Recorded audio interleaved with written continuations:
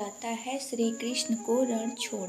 यह कहानी कुछ इस तरह है कि एक बार मगध राज जरासंध ने भगवान श्री कृष्ण को युद्ध के लिए ललकारा था। लेकिन वह सिर्फ अकेले नहीं बल्कि उसने श्री कृष्ण के खिलाफ युद्ध के लिए यवन देश के राजा काल यवन को भी अपने साथ मिला लिया था। दरअसल काल यवन को भगवान शंकर से यह वरदान मिला था कि न तो कोई चंद्रवंशी और न ही कोई सूर्यवंशी उसको युद्ध में हरा सकता है, उसे न तो कोई हथियार मार सकता है और न ही कोई अपने बल से हरा सकता है। भगवान शंकर से मिले वरदान की वजह से काल यवन खुद को अमर और अजेय समझने लगा था। उसे लगने लगा था कि कोई भी उसे युद्ध में हरा नहीं सकता और नहीं मार सकता है।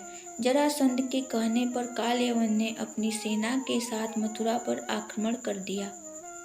अब चूंकि श्री कृष्ण जानते थे कि काल यवन को अपने बल से मार नहीं सकते और न ही उनका सुदर्शन चक्र उसका कुछ बिगाड़ सकता है, इसलिए वो रणभूमि छोड़कर भाग गए और एक अंधेरी गुफा में छुप गए।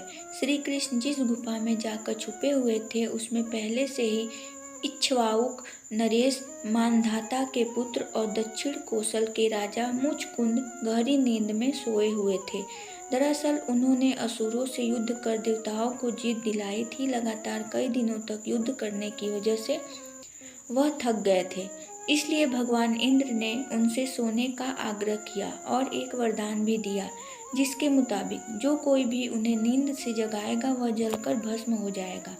राजा मुचकुंद को मिले वरदान की बात श्री कृष्ण को पता थी, इसलिए वो काल यवन को अपने पीछे पीछे उस गुफा तक ले आए जहाँ राजा मुचकुंद सोए हुए थे।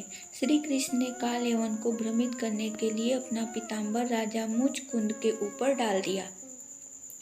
राजा मुचकुंद को देखकर काल यवन को लगा कि वह श्री कृष्ण ही हैं और उससे डरकर अंधेरी गुफा में छुपकर सो गए हैं, इसलिए उसने श्री कृष्ण समझकर राजा मुचकुंद को ही नींद से उठा दिया। अब राजा मुचकुंद जैसे ही नींद से उठे काल यवन वहीं जलकर भस्म हो गया।